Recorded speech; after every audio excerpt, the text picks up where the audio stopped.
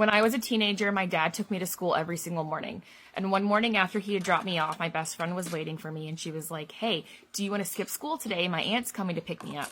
And me being the rebel that I was like, "Yeah, let's do it." And so we hid in a stairwell at the school until the bell rang. And then as soon as the bell rang, we went outside and hid behind the dumpsters until her aunt came to pick us up.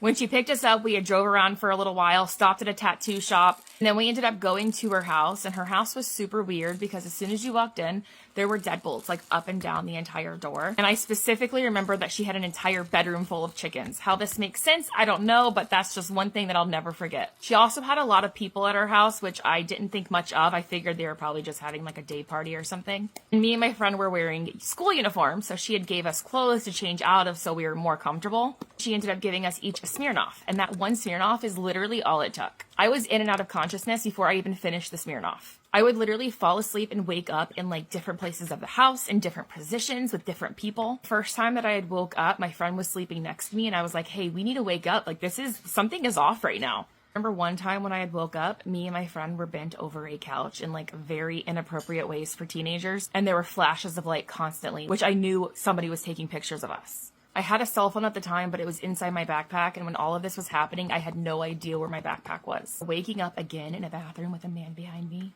He was pulling my hair so hard it hurt so bad. Then I woke up again holding a roll of toilet paper, cleaning up a massive amount of blood on the floor. I was completely undressed, and I remember running around the house trying to find my backpack so I could find my phone so I could call for help. It was like around 1 o'clock when I finally found my phone, and it was only at like 10% battery, but I was able to call my boyfriend, and his dad was a sheriff for the county, and I was able to tell him that there was something seriously wrong in this house, and I didn't know what was going on, but I needed to get out. I ended up hiding my phone and going back into the bathroom and putting on a random t-shirt that I found on the ground, and I was able to open up and crawl out the window. As soon as I got out of the house, I ran down the street and I was looking for anybody at all. And I could see far in the distance there was lights in a field, so I ran straight to that vehicle. And thank God it ended up being a sheriff. And as soon as I got closer, a lady came out of the car and I started crying and running faster towards her, and she was like, "Are you Tiffany?" And I just cried in her arms. And she was like, "There's an alert out looking for you." She took me down to the station and I told them every single thing that I knew about that house. Shortly after I got to the sheriff's department, I got a text message from that aunt saying, "Where did you go? Why did you leave? You need to be back here right now." And the sheriff's department came up with a lie to give her and then told her that I would meet her the next morning. So that next morning at like 7 a.m., we had a meeting spot to where I would go meet her. She would pick me up and take me back to the house. Except at 7 a.m. that morning when she went to go pick me up, the entire gas station was surrounded by police and she ended up getting arrested. She and her husband were ahead of a very large... She and her husband were both arrested. They spent about 12 to 13 years in prison. When the husband got out, he has a family now, he's married, has kids. When the lady got out of prison, she went back to prison again and again and again and again for the exact same things. But at least for 13 years, I guaranteed saved a lot of women. For that, I will always be super proud of myself. A man will fumble you and watch you for the rest of his life, and I am a walking example of that. When I was a freshman in high school, literally 14 years old, I didn't even have my learner's permit yet, and I was talking to this junior in high school. He was around like 16, 17 years old at the time, and we talked for probably not even 2 weeks. That's all it was. We hung out like 3 times, and that was it. He told me that he wasn't ready for something serious, and he just wanted to mess around, and I was like, I am 14 years old, sir. I am not ready to mess around with a whole bunch of men. Then I dropped him, and then that opened the floodgates. That's all I gotta say. He started driving by my house, and my dad would catch him all the time driving by my house. He would literally park in front of my house until my dad noticed him, and then he'd speed off. He would unfollow and follow me on Instagram, Snapchat, Facebook of all places. I don't know why you're on there. He would DM me like the month after I ended things. He was consistently DMing me, trying to get me back. And I was like, "Sir, I am 14 years old. Why are you so dedicated to a 14-year-old girl?" Kind of weird. After that, it kind of slowed down. After he graduated, it got a lot better because he moved across the state. And I was like, thank the Lord, I am finally free of this man. I thought wrong. Because he kept on doing the unfollow and following thing like probably every 2 weeks. Fast forward to my senior year of high school. So this is about 3 years later. He DMs me and goes, "Congratulations on graduating." And I'm like, dude, literally leave me alone. I don't even think about you anymore. He was still doing the unfollowing and following thing, but throughout like a more spread out time span. So every month or so, every couple of months or so, but he was doing it consistently to where it was weird. Fast forward to now. I am a senior in college. I am graduating college in 2 weeks. 2 weeks. And guess who came running back and trying to follow me on Facebook? You guessed it. Him. It has been 7 years. 7 years. And this man is still looking out for me. Might I add, this man has had a girlfriend throughout this entire time period. Go back to your woman, man. I am not the one. And I've made that very evidently clear. I don't know what I did at the ripe old age of 14 to completely alter your brain chemistry. I literally just existed. Not even that. I was ugly as a 14-year-old. So what the hell? If you're saying this, Noah, leave me alone. Story time about why I got fired at Pluckers. Okay, so just for some backstory, and also I want to say, like, y'all, this is no shade for Pluckers. Like, be for real. Like, the food's good, the environment's good, people are cool. It's not that deep. Like, let's not all hate Pluckers. And for those managers are cool. Like, they're the homies. Like, they have to do their job at the end of the day, and, like, respect. It's not that deep, y'all. Like, let's not hate everyone. Let's not hate Pluckers. Not that deep. And it's all love. I have no hate for Pluckers. Not that serious. Okay, so just for some backstory, okay, so at Pluckers, you have to have 5 write-ups in order to get fired. That's just like their rules, you know? So my first write-up, and I started in November, so my first write-up was like maybe, I don't even know, I want to say like February or something, and it was, I had too many comps. Like, I had to comp food because of a mess up. Like, for example, if I would be like, oh, y'all want, we want the boneless wings, and we have big wings and we have small wings. So people would be like, I want the boneless wings, those are the big ones. I charge them for the big ones, they get the big ones, and they want the bites, the small bites. So then you have to go take it back, get rid of the plate, charge you for a new one, and you know that they have to take it off my tab, which makes sense. Like, okay, valid. So that was my first write-up. And then my next ones, so I started in November, I was working there, and then March I got my big girl engineering job. So I still wanted to keep Pluckers on the side because it is good money. And if you know serving, like, serving is good money. You make it fast, you walk out with cash. So another thing, I'm not dogging servers because I've been serving my whole life. Like, it got me through school. So I'm not dogging servers. It's a good gig, so it is what it is.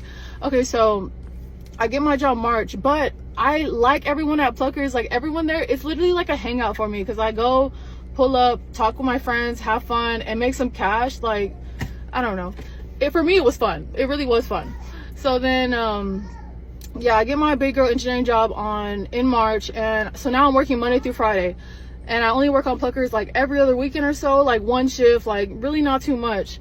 So I'm only working weekends, and one weekend I just like randomly get really sick. Like, I think in the morning, like Saturday in the morning I was fine, and I had a night shift. So once the time was about to get to night shift, like, I was just feeling like crap. Like, I was not doing okay.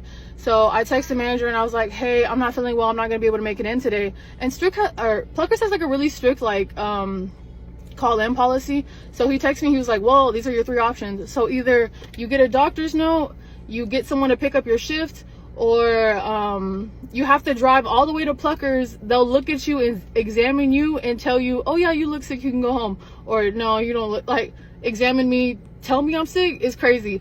And I live 30 minutes from Pluckers. Like, I'm not gonna go drive all the way over there. I'm not gonna pay for a doctor's note. Like, it's not that serious, y'all. We're serving wings. Like, I'm not gonna lie, they are strict. So it's like, I don't know, they're acting like we're serving the president, and like, that's not the case. Like, it's not that serious. So, and also I was just feeling like crap. Like, none of that stuff was gonna get done. It was so last minute, I had no one to pick up my shift, so I was just gonna take the L. So I said, can I just get a write-up? He said no. So at this point, I'm prepared to get fired. Like, I'm prepared. He said no write-up, so what's next? I'm getting fired. Okay, fine. So so next day I feel better. So I work in the morning. I go in the morning, I walk up to the manager, I'm like, hey, am I gonna get fired? He's like, I'll talk to you after your shift. I am so prepared to get fired. I was like, if you're gonna do it, can you do it now before the shift? Like, you know, let me know now if you're gonna fire me. He's like, I'll talk to you after your shift. And then the whole shift he gives me silent treatment. So I was like, oh, okay, I'm getting fired. Like, I'm definitely getting fired. But that was really my realization, to be like, I don't really want to be here no more, because why was I happy to get fired? And like, I was telling all my coworkers, like, oh, I'm getting fired today. Like, oh, it's cool. Like, I got you on the gram. Like, you know, like, it's cool. I was prepared to get fired. So I walk into the meeting, again, I'm prepared to get fired. He's like, well, you already know what's about to happen. And I was like, yep, do what you gotta do. Yep. And then he was like, well, for your calling yesterday, I'm gonna give you 3 write-ups. 3, I thought I was getting fired. Like, okay, that's fine. So the first write-up was because I had caught my food. I had caught too much food. The 1, 2, 3 for calling in one shift, called in one shift, 3 write-ups. So then after that happened, I was kind of just irritated. So I was like, man, they were taking it too seriously. Like, it's chill. Like, I was literally sick. Like, I don't know. It is what it is. But I mean, it is their protocol. At the end of the day, it is their protocol. So I didn't do what they told me to do. Respect, written up. So that's 4 write-ups. So then I don't work for like maybe like 3 weeks or something. Like, I had like back-to-back weekend events and things to do, so I was not working. So then this past Sunday, I worked in the morning. So again, I haven't worked in 3 weeks. I pull up to work and everything's cool. I'm chilling, good vibes. And I see that for my section for the day, I'm on the patio outside. And it is summertime, but like, it's too hot. That day was specifically very humid. So I was already like, no one's gonna want to sit outside. So it's like, okay, I'm not gonna make no money today. But again, I'm still like, I'm chilling. Like, at the end of the day, I'm chilling because everyone's cool and it's fun and I'm having a good time regardless. So, yeah, I'm outside. And also, if you know serving, you only get paid $2 an hour. So you literally work off of tables. So if I'm outside, I have 0 tables.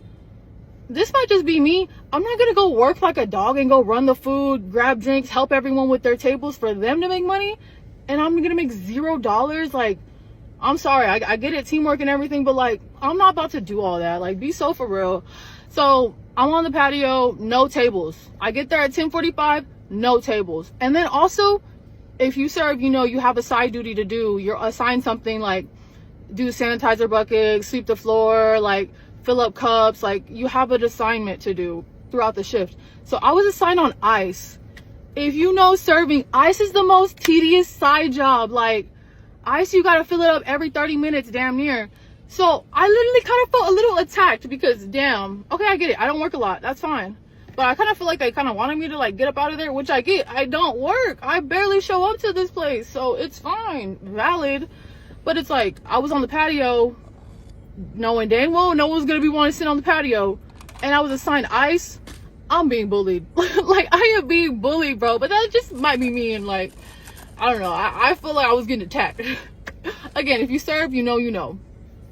So yeah, I'm on ice, and I'm not gonna lie, I'm not gonna work for free. So I was not like, why am I gonna go fill up ice for everyone to go make everyone else's life easier when like I ain't making no kind of money. I drove 30 minutes to walk around and look cute, pretty much.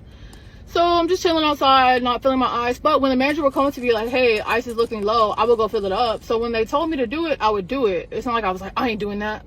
When told, I did my job. So then, yeah, so maybe at like 2 p.m. So this whole time, at this point, it's been 3 hours. 0 tables. I had not talked to not one customer. So again, I'm just walking around, talking to everybody, chilling, vibing. And then at 2, the manager calls me in the office and was like, hey, run your checkout and meet me in the office. And I already knew I was going to get in trouble for not doing the ice. Like, I already knew, like, they're strict. They're literally strict. And like, at the end of the day, I don't care. I have another job. Like, I was really wanting to put my 2 weeks in. Like, I had been talking about putting my 2 weeks in. Like, even everyone that worked at Pluckers, I was walking around saying like, I might quit here soon. Like, I don't want to be here. I don't want to be here. Don't want to be here. Like, so at this point, yeah, I don't care. I have another job. I do not care. So yeah, when I go in the office, I already know they're about to fire me. So sure enough, they pull out a green sheet, the write-up sheet, and was like, oh, well, you didn't do that, blah, blah. And I was just like, yep, yeah, sure, valid. Yeah, I'll sign it. Yeah, sure. Like, I do not care. And I have my meta glasses on. I always wear my meta glasses to work, and everyone knows. The managers see that they have cameras. They don't care. So I have my meta glasses on as they're telling me I'm getting fired. And then they say, well, we're gonna have to, do you have anything else in the back? We're gonna have to escort you out. And I was like, escort me out? Like, that's crazy. Like, what? And then they were like, yeah, it's just like policy. And I was like, dang, that's crazy. And I was like, oh, can I record? And I pressed record, and they were like, yeah, I don't care. So I pressed record, and that's when the video started. But like, I got their consent. They said, I don't care. Like, sure, do what you want. And then, I don't know, that was just like, I was just laughing because it was funny. Like, I had never been fired, and walking me out like I'm a criminal? Huh? Like, what is going on? So that's really like all that had happened. Like, again, chill on everyone. Let's not talk crap. Like, it is what it is. And y'all really trying to get me down, and like, that's not working. Like, what? I am an engineer, and I will brag, I worked hard for this degree. I do not care, and I am employed. Thank you, God. Thank you, God. I am very blessed. I am very highly favored. So it is what it is. My granny disowned me because I told her that I was going to go to the cops about my dad touching me when I was growing up. Let's get into it. Okay, so boom. I won't go into great detail about the SA that happened or whatever, because I know that that's like a trigger warning for certain people. But growing up for about 15 to 16 years, I was abused by my said sperm donor, you know what I'm saying, in very malicious ways, and ways that he would try to make it seem like it's okay to do these things. It's okay to be like this because I'm so young and it's so groomed and stuff like that, right? I say so groomed, but I mean like easy to manipulate. I mean, I guess that's the same thing. But anyway, so fast forward, all of these years later, in between time, there was a time that my stepsister came out about him doing something to her, and everyone just shunned and denied. And I'm not gonna be quiet no more. I'm not even gonna lie. I remember specifically being 15 years old and people telling me that they could not tell me what my dad got in trouble for because I was too young to, I say 15, I'm sorry, 13. I was too young to understand or to know what was going on or what was happening in the family or whatever. They thought that it was gonna make me feel some type of way. The whole time, if they would have told me, I would have let them know, you know, hey, this happening to me too. I keep taking these little breaks because I be getting winded and I gotta like piece my thoughts together, so you just gotta bear with me. But okay, so boom, let's fast forward. I joined the military because I was trying to get away from said abuse, right? Said father got out of prison and went right back to doing exactly what it was that he was doing at first. And me being the daughter that I am, you know, I was trying to do, you know, maybe he can grow, maybe he can change, maybe it's, you know, something is really wrong with something's really, really going on. He really needs help, you know. So I was trying to stay around and try to stay and be that person, negative. I should have never, ever did that. So, boom, I'm in the military and I get a phone call from my big sister. I have a sister on my dad's side. It's just me and her. I get a phone call from my big sister and she's like, hey, you know, I think I'm ready to tell my story. Are you ready? Do you support me? Do you whatever? Are you ready to do this too? And I was like, well, I don't know if I'm ready yet. Let me think about it, you know, and you know, maybe we could do it together or something, but give me a chance because I feel like that is a very hot topic to talk about, right? So boom, she says okay. She's like, she's gonna let me think about it. I ended up going to dang, what I'm trying to say, hold on. Okay, I ended up going to sleep, and as I wake up the next morning, I get a phone call, but I don't answer the phone because in the military be keeping me busy from time to time, whatever. And then I get a text message and says, hey, your sister said some things that were going on in your life or in y'all's life, and she made mention of you, and I just need to know what's going on because your sister is dramatic and she does the most and blah blah blah blah blah, right? So I'm like, okay, well, what did she say? She said, she had texted me that message about you know, and my sister's dramatic and all of this other kind of stuff.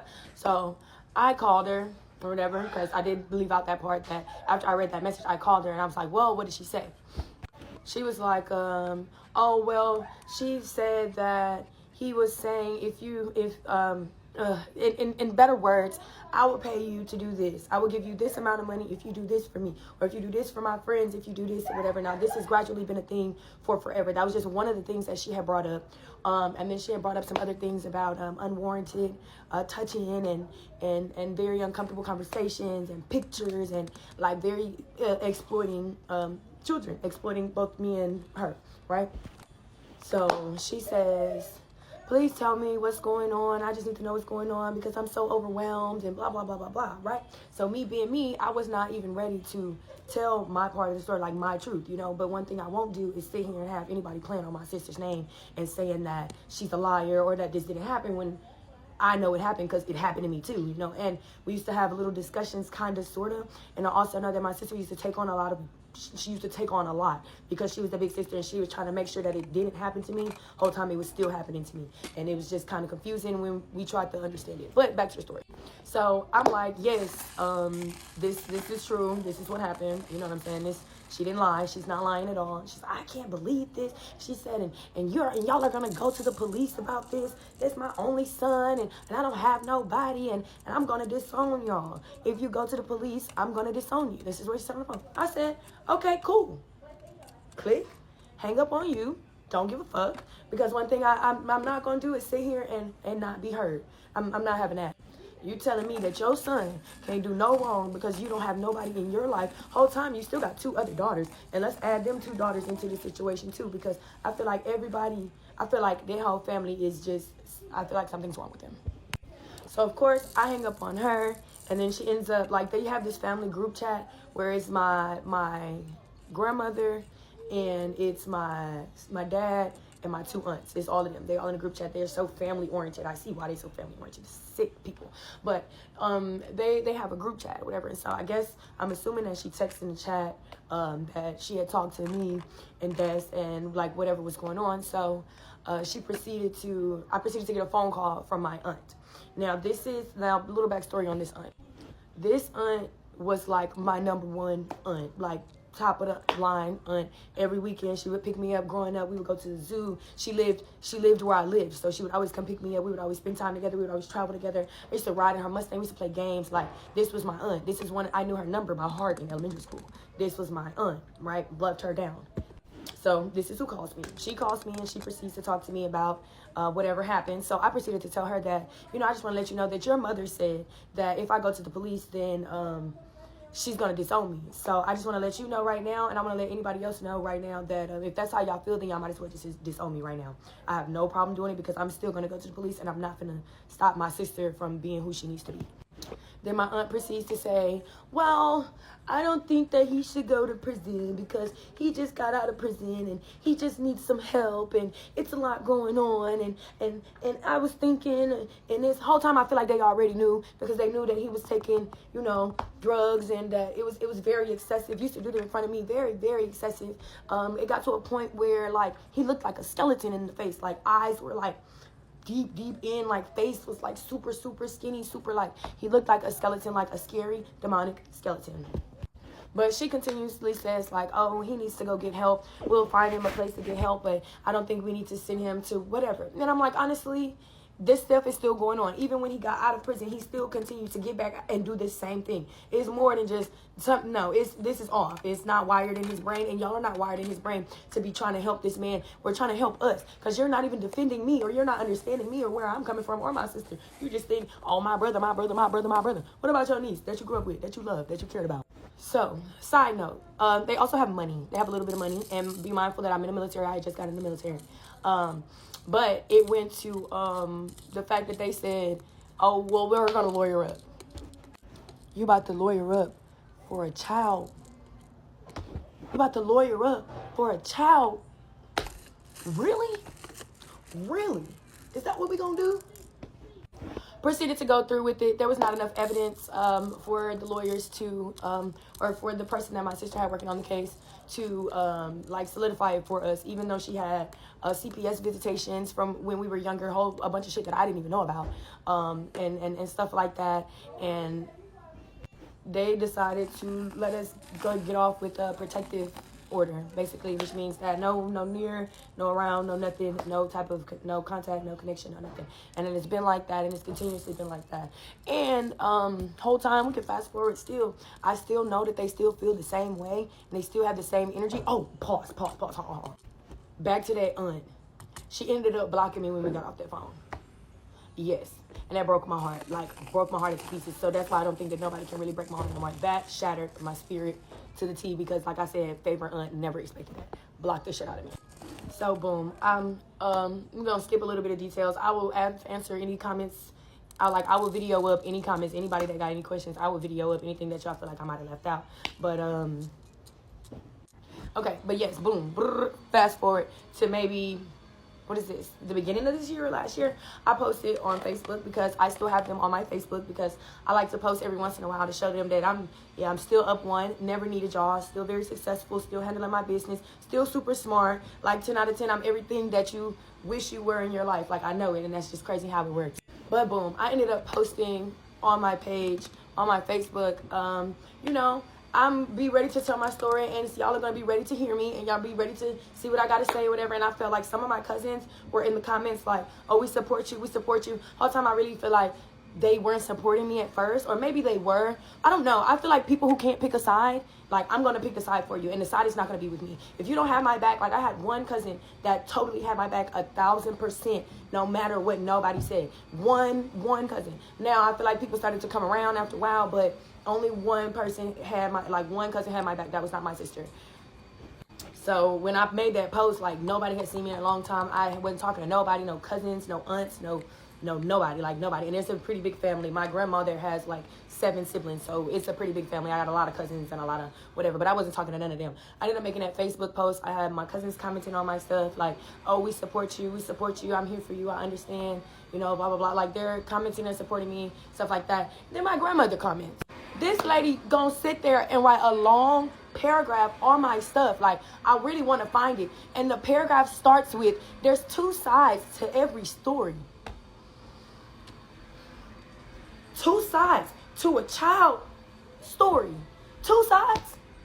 Nigga, we're 6 years in. 2 sides to a CM story. Are we for real? That don't even make sense. It is the delusion, and it's eating them up. Like, it's just, it doesn't even make sense. So when I saw that, I'm like, okay, cool. We're still doing denying. We're still doing whatever. And then my dad act like he still want to be this rapper.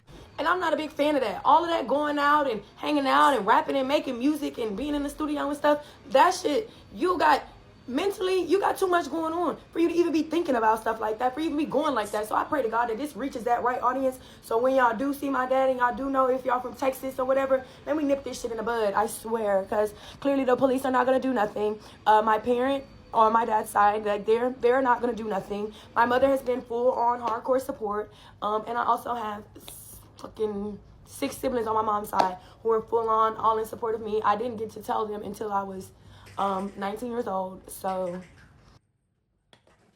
Am I the arsehole for throwing away my husband's most prized possession? Story time. Alright, so my boyfriend, who we will call Steve, is like full-time gamer, part-time relationship. This man games constantly. If I went missing, I'm pretty sure he would not notice until his kill-to-death ratio dropped. So recently, we have been celebrating our 3-year anniversary. I plan a cute night. I homemade pasta. I did candles. I went and got my hair done. I was pulling out stops for my boy. I put on a summer dress. If you know, you know. So I tell him all of this about a week in advance, and he's like, oh yeah, babe, sounds great. Playlist is on. We've got some smooth jazz. This man is still upstairs screaming at 12-year-olds on a game. I swear down, if I hear one more person say, revive me, I'm going to lose my will. I give him approximately 45 minutes. So I go in, I'm like, babe, listen, the pasta, you know, it's getting cold. My guy goes, oh, can I just have one more game? Oh, do you want to grow up instead of acting like a 12-year-old? He pauses the game, and I'm like, good. War is over. Come in. No, my guy just gets up and goes to the bathroom. It was at this point I looked at the bastard chair and thought, well, if you've not got anything to sit on, maybe you'll actually come and enjoy our anniversary. So whilst he is doing his thing in the bathroom, I grab a screwdriver from the top of his drawer and started to dismantle the chair. Once it was in literal pieces, I went into the garage and grabbed one of those like plastic garden chairs that's super uncomfortable and put that in its place instead. So once he is done doing his shabusiness on the toilet, walks back into his room, sees the new chair and flips the F out. Have you ever seen a 29-year-old man throw a tantrum? Because I have. It's disturbing. My guy then starts ranting about how I don't have respect for his hobbies. So he then went into a massive sulk, rang his mom, who then subsequently rang me, telling me I should be grateful that he likes gaming and not going out to bars where other women are. Feels loaded, Bertha. It's really nice that boys have hobbies. Sometimes they just need their own space. So what do you think? Am I wrong here?